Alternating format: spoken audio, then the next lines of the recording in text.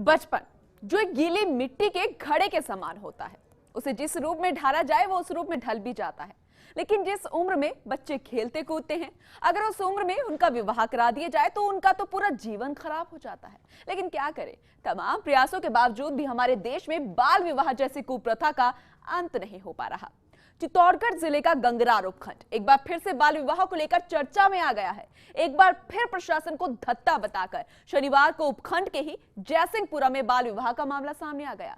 Media में मामला आने के बाद प्रशासन सक्रिय जरूर हुआ, लेकिन अब प्रशासनिक जांच की बात कहकर पल्ला झाड़ने में जुटा हुआ है। जरा ये रिपोर्ट देखिए।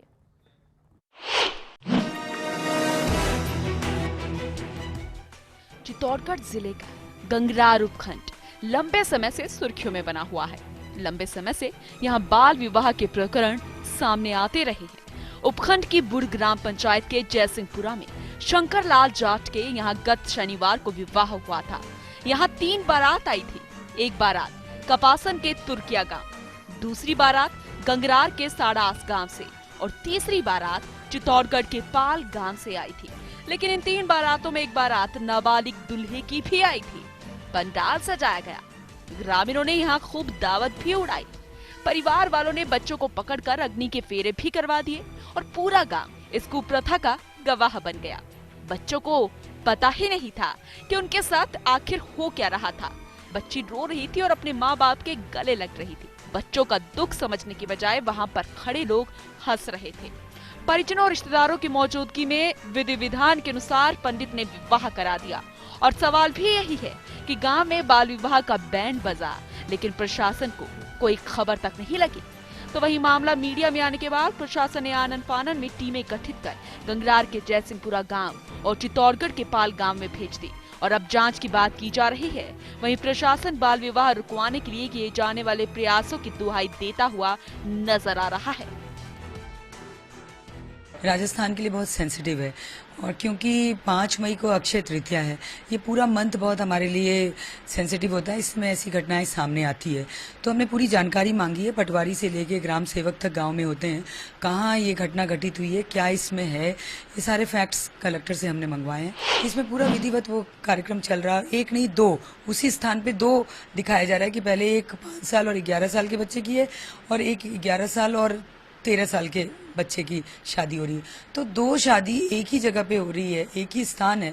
तो ये भी एक जांच का विषय है कि वीडियो फेक है या सही है। तो इसीलिए मैंने कलेक्टर को सीधे तलब किया है कि ये प्रकरण 3 दिन पुराना है, जिसकी सूचना आज प्राप्त हुई है और मौके पे ही हमने अधिकारियों को भेजा हुआ है जो इस विषय की जाँच कर रहे हैं और घटना का सत्यापन करवा रहे हैं। जैसे ही हमें रिपोर्ट मिलेगी, निश्चित रूप से बाल विवाह संपन्न होने के बाद में तो एक विधिक कार्रवाई होती है, वो संबंधित जो भी लोग इसमें इन्वॉल्व हैं उसके खिलाफ कार्रवाई की जाएगी। प्रशासन अब जांच करवाकर कार्रवाई की बात तो कह रहा है। वहीं राजस्थान में बाल विवाह रोकने के लिए बाल विवाह अधिनियम 2006 भी लागू है। इसके बाद भी यहाँ से आए दिन बाल विवाह की खबरें आती रहती है। जाहिर है इसके खिलाफ कानूनी सख्ती के अलावा सामाजिक जागरूकता की भी जरूरत है। उपखंड में हो रहे बाल विवाह के मामले में लगातार खुलासे होने के बाद भी बेरोक टोक हो रहे इन बाल विवाहों में अक्सर प्रशासनिक अमला बेअसर ही साबित होता है। लगातार सामने आ रहे मामलों में जहां प्रशासनिक सूचना तंत्र बिल्कुल फेल हो रहा है, वहीं आंगनबाड़ी कार्यकर्ताओं से लेकर पटवारी तक के अधिकारी जहां रोज क्षेत्र में जाकर मॉनिटरिंग करते हैं, वहीं लगातार हो रहे बाल विवाहों से एक अंदेशा ये भी है कि क्षेत्रों में होने वाले बाल विवाह में कहीं न कहीं राजनीतिक दखल अंदाजी भी है। कहीं ना कहीं ये बात जाहिर है कि इन बाल विवाह करने वालों को राजनीतिक संरक्षण जरूर प्राप्त है। दूसरा, क्षेत्र में होने वाले बाल विवाह के पीछे एक बहुत बड़ा कारण नाता प्रथा और आर्थिक मंदी भी मानी जा रही है। एक विवाह के बाद दूसरे विवाह के खर्च से बचने के लिए माता पिता बाल विवाह जैसे कृत्यों को अंजाम दे देते हैं। इन्हें ना तो कानून का डर है और ना ही अपनी संतानों के भविष्य की चिंता है। लगातार बाल विवाह की संख्या बढ़ती जा रही है और सरकार उस पर कोई कार्रवाई भी नहीं कर रही है।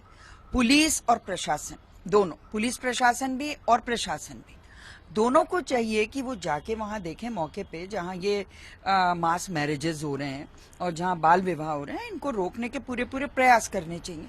और ये वाला केस तो ऐसा है कि ये कल शादी हुई है और आज तक कोई गिरफ्तारी भी नहीं है और सरकार यही जवाब दे रही है कि हम दिखवाएंगे। तो मेरे हिसाब से तो कलेक्टर पे भी कोई ना कोई एक्शन लेना चाहिए। नाता प्रथा बहुत बड़ा कारण है और आर्थिक तंगी भी कारण है कि लड़की का एक बार विवाह करते हैं तब भी पैसा लेते हैं, फिर वो छोड़ देती है, दूसरे नाते जाती है तब भी पैसा लेते हैं, और एक बड़ी बच्चे के साथ दूसरी 2-3 बच्चियों की शादी करने से उनको जिम्मेदार एक ही बार करनी पड़ती है, ये भी कारण है। और कुछ लोगों में ना समझी और अशिक्षा भी है। मुझे लगता है कि ये राज्य सरकार की विफलता है। जो राज्य सरकार लगातार दावे करती है कि हम बाल विवाह, इतने बाल विवाह रोक रहे हैं, हम ये कर रहे हैं, हम वो कर रहे हैं, वो सारी उनकी पोल खुल गई है। क्योंकि शारदा एक्ट जो बना है, जिसमें कोई भी अपने शादी को नल एंड वॉइड करवा सकता है, लेकिन हम बच्चों को उस तरह से सक्षम बना ही नहीं रहे हैं। इसमें बेटा बेटी दोनों के ही फ्यूचर का सवाल है, उनकी पढ़ाई लिखाई, उनकी शिक्षा दीक्षा सब पे अंकुश। पूरे मामले में एक बात तो साफ है, प्रशासन अपने स्तर पर भले ही कितने ही प्रयास कर ले, लेकिन जन जागरूकता के अभाव में नन्हे मुन्ने मासूमों को विवाह की वेदी पर चढ़ाया जा रहा है। ऐसे में प्रशासनिक अमले पर तो सवाल उठते ही हैं, साथ ही जन जागरूकता के लिए चलाए जा रहे अभियान भी कटघरे में आ खड़े होते हैं। इस बात से इनकार नहीं किया जा सकता कि राजनीतिक संरक्षण के बिना आपराधिक कृत्य को अंजाम नहीं दिया जा रहा है और इनमें बलि चढ़ जाते हैं मासूम बच्चे, जो पूछते हैं कि आखिर हमारा क्या कसूर है। फर्स्ट इंडिया के लिए चित्तौड़गढ़ से सुभाष की रिपोर्ट।